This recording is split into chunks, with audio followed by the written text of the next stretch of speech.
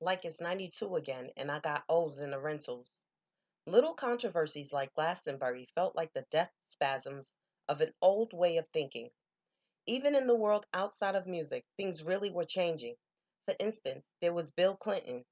In 1992, when he was running for president, Clinton made a point of publicly denouncing Sister Soldier at a Rainbow Coalition event. He compared her to David Duke, the white supremacist and former Grand Wizard of the KKK, because of some comments she made after the LA riots. At the time, everyone knew he was trying to prove to white America that he could stand up to black people, particularly young black people involved in hip hop, and especially in the aftermath of the LA riots. He knew that demonizing young black people, their politics, and their art was always a winning move in American politics. In 1992, I won't get into details, but I was probably somewhere in the middle Atlantic region of the United States doing things that Bill Clinton probably wouldn't have approved of. I wasn't registered to vote back then, and even if I was, I don't know that I would have bothered to vote for Bill. Clinton was known as being comfortable with black folks.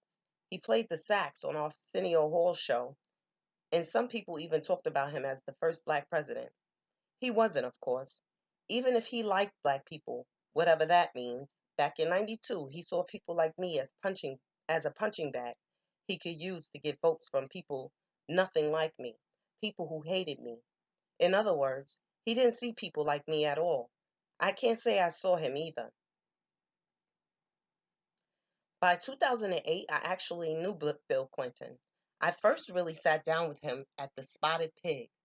Bono brought him in one night and we hung out for a long time in the back room of the restaurant, joking and talking about music. It was so strange for me, sitting across the table from Bill Clinton, swapping stories. It made the distance between 1992 and 2008 seem deeper than just the passage of time. The world had changed around us, like it had been hit by some kind of cultural earthquake that rearranged everything. Like we'd all been launched into the air in 1992, me from the block, him from the White House, and somehow we landed next to each other in the back room of the Spotted Pig on a banquet with Bono. I like Bill Clinton. He has a quick laugh and genuine curiosity and a big appetite for life. That night at the Spotted Pig, he went to the kitchen and posed for photos with the busboys and waiters and signed every autograph he could before he left. He was clearly big hearted. He'd done a lot of good as president, but he'd also taken the country to war in the Balkans and sat in his office while AIDS ravaged Africa and genocide broke out in Rwanda. And one day in 1992, he looked out at an audience of black people and told them that Sister Soldier was as bad as the Klan. But I'm not exactly the same person I was in 92 either. Everyone needs a chance to evolve.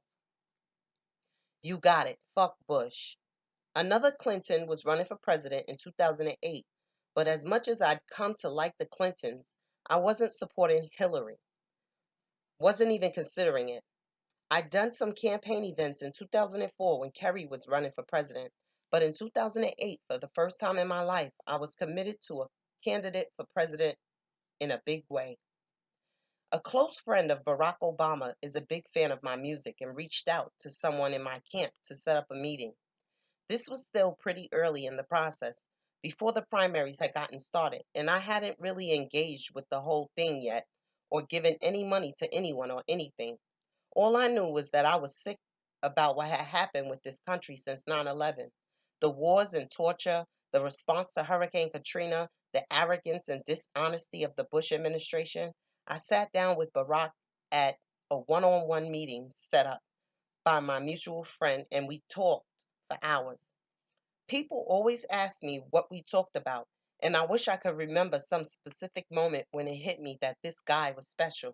But it wasn't like that.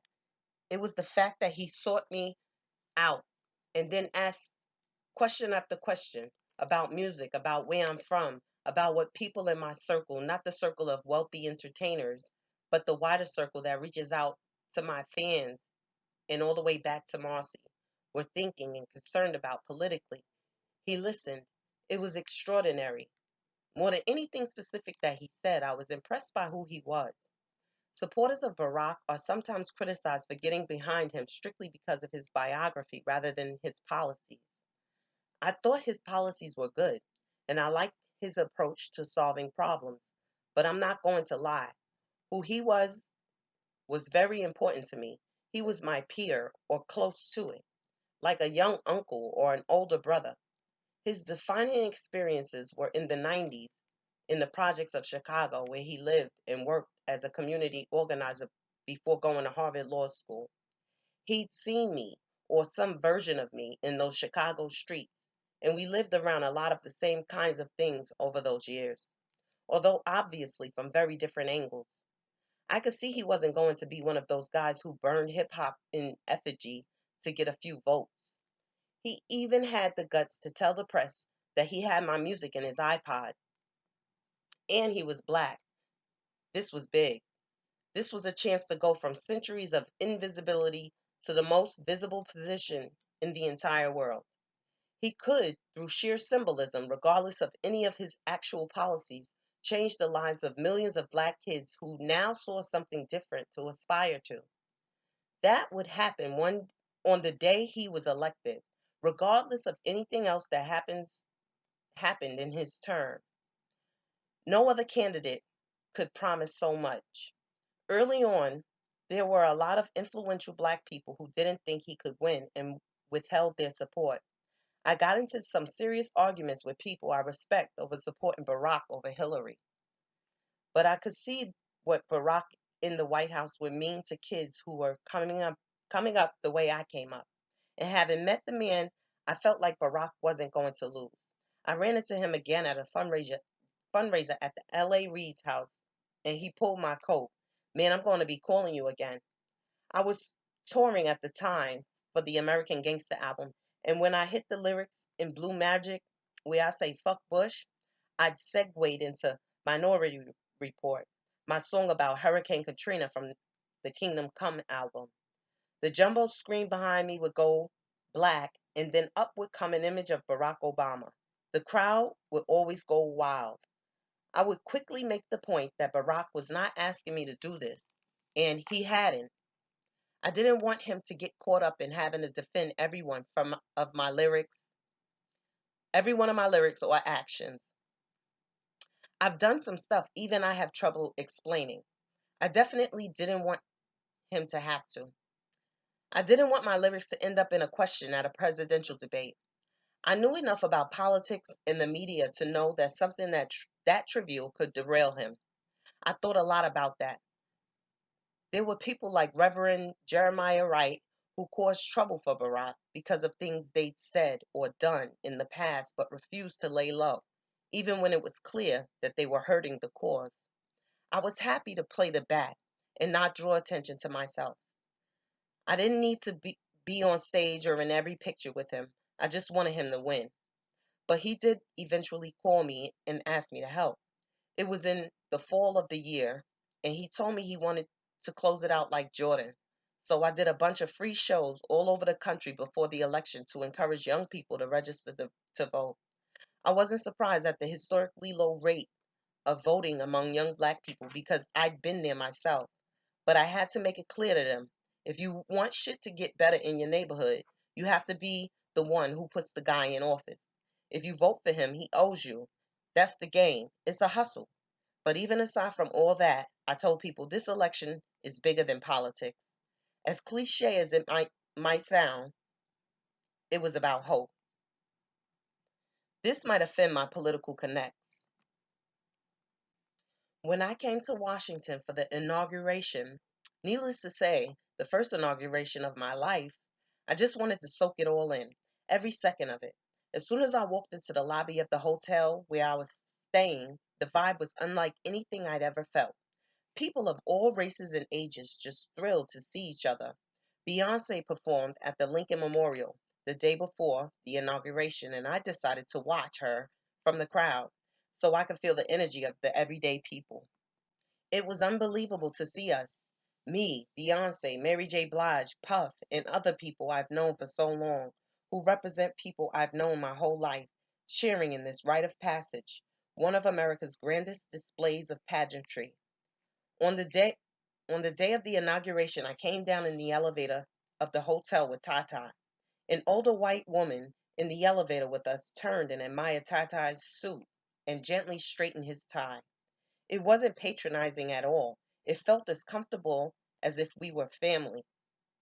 We had seats for the ceremony, which was unexpected honor, which was an unexpected honor. And from underneath my Russian mink hat, it was 2 degrees below zero. I watched Air Force One, the president's helicopter with George Bush in it, take off from the White House while a million people chanted, "Na, na, na, na, hey, hey, hey, goodbye." And then the moment came when Barack faced the Chief Justice of the Supreme Court and took the oath of office to become the 44th president. That was when it hit me the hardest. We'd started so far outside of it, so far from power and visibility, but here we were. The first show I played when I got to Washington 2 days before the inauguration was a little different from the official inaugural events I played, where I was keeping it presidential. It was at a Club Love, and I was dropping in on JayZ's set to do the remix version of My President is Black. It was a real hip hop show. Stage crowded with niggas facing a hot, crowded club. It was the kind of show I've been doing since I was running with Kane. The spirit was familiar too.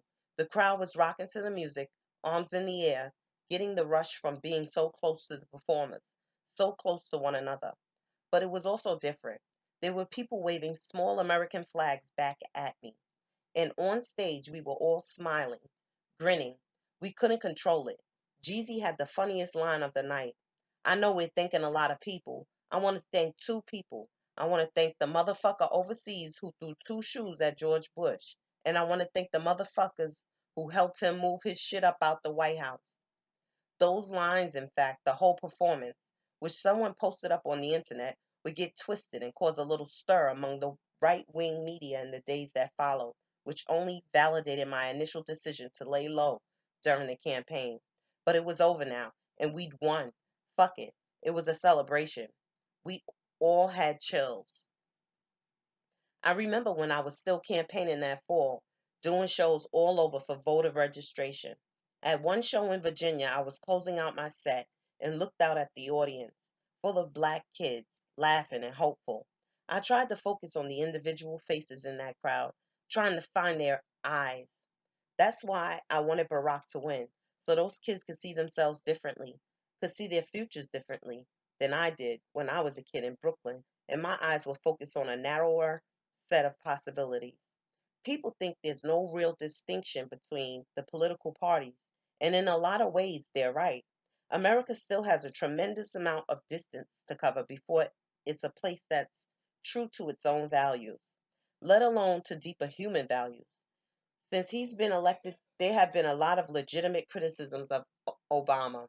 But if he'd lost, it would have been an unbelievable tragedy to feel so close to transformation and then to get sucked back into the same old story and watch another generation grow up feeling like strangers in their own country, their culture maligned, their voices squashed.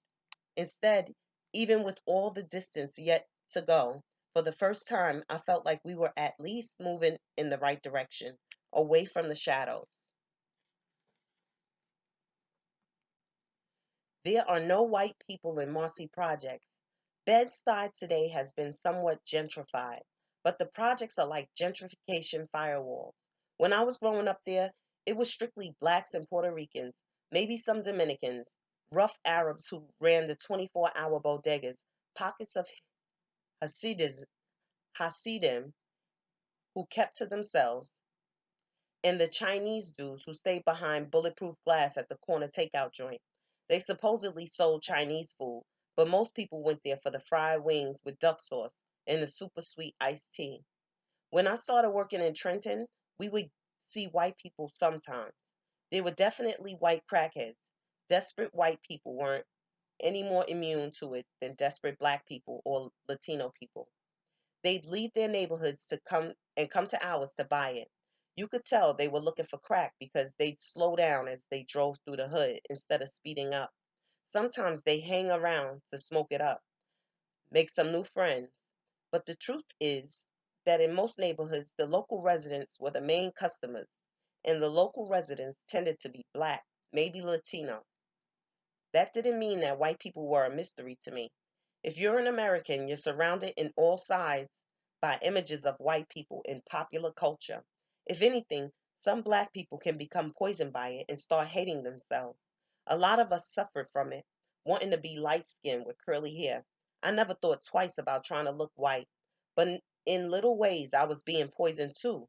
For example, in unconsciously accepting the common wisdom that light skinned girls were the prettiest. All the wavy light skinned girls is loving me now. It was sick. Check out my hair. These ain't curls, these is peas. Hip hop has always been a powerful force in changing the way black people think about race, for better or and worse. First, it changed the way black people, especially black boys and men, thought about themselves. When I was a young teenager, the top black pop stars were Michael Jackson and Prince, two musical geniuses who fucked up a lot of black people in the head because of how deliberately they seemed to be running away from looking like black people. Their hair was silky straight, their skin was light, and in Michael's case, getting lighter by the day. We didn't know shit about vitiligo or whatever he had back then.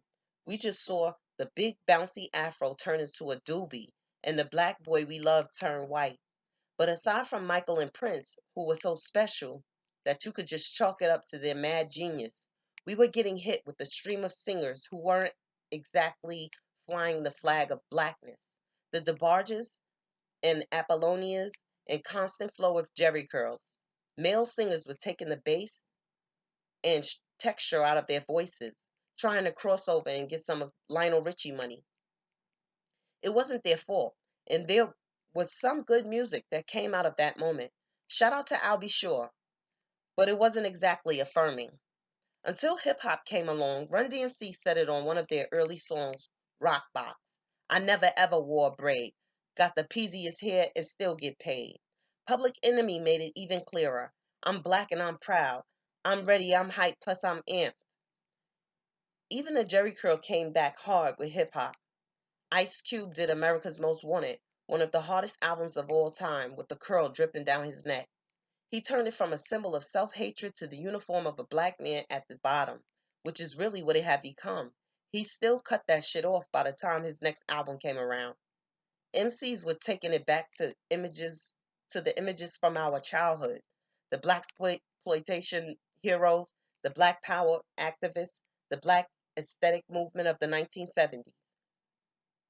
It was never on that nationalist tip as an MC, but MCs looked up to like Rakim, Kane, and Cube, whatever their politics, were unambiguously black, with no concession to any other standard of appearance. They didn't hate themselves. They knew how to be strong and stylish but stay black in a way that wasn't self conscious or contrived. Just by being true to who they were, they obliterated the ideal of the light skinned singer with the S curl, which for a lot of kids in my generation took the edge off the kind of color consciousness that's always lurking for black people in America. Even when hip hop aired some of the ongoing colorism among black people, like Biggie rapping that he was black and ugly as ever, the point is that we were airing it out, not sweeping it under the rug and letting it drive us crazy, trying to pretend it didn't exist. Just one more way that hip hop kept us sane. The white boy blossomed. In 2008, I headlined at another big rock festival, the All Points West show in New York. Unlike Glastonbury, there wasn't any real controversy. I wasn't even supposed to be on the bill.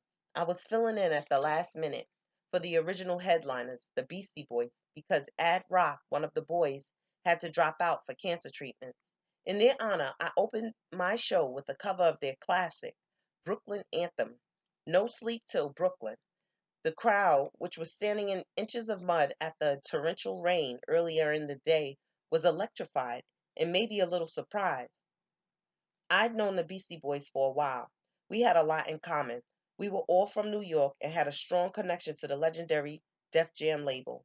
They were its best selling act in the early years, and I spent 3 years as its CEO. We both worked closely with Rick Rubin. Rick produced their first album, Licensed to Ill.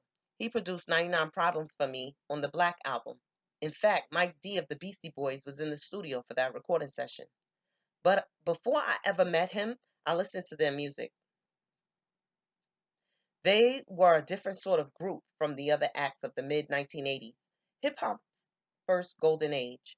They started off as a hardcore band in the New York punk scene. Back then, punk mixed easily with hip hop, and Rick and Russell were like mad scientists, mixing elements of big beat hip hop with the crunching guitars of heavy metal. That was an element in the sound of a lot of their first big acts, like Run DMC, LL Cool J, and even some Public Enemy. But when these three Jewish boys from New York worked it, they became the biggest act in America. The evolution of the Beastie Boys has been very strange to watch. I remember first seeing their bootleg little videos for early songs like She On It on the local New York video shows. They wandered up and down the beach in Coney Island like a trio of sloppy, drunken punks, while a gaggle of Brooklyn girls in bikinis did the classic white girl bop. The music was grinding guitars and the flow was extremely elementary with long pauses. There's no confusion in her conclusion. It had the kind of smirking, smart ass style that was very New York and very punk rock. But it also had girls in bikinis and Led Zeppelin riffs that any American boy could get behind. When they started working with Rick Rubin, they perfected that formula. Hip hop gave a generation a common ground that didn't require either race to lose anything. Everyone gained. Black people never had to debase themselves in hip hop. A lot have, but it was never obligatory. In fact, the most successful albums from black artists have come from artists who are among the most culturally and politically conscious, whether it's Lauren and the Fugees or Outkast or Tupac or Public Enemy. And the white acts who were the biggest, Eminem and the Beasties, for example, largely came with respect for the culture and its roots. Rap has been a path between cultures in the best tradition of popular music.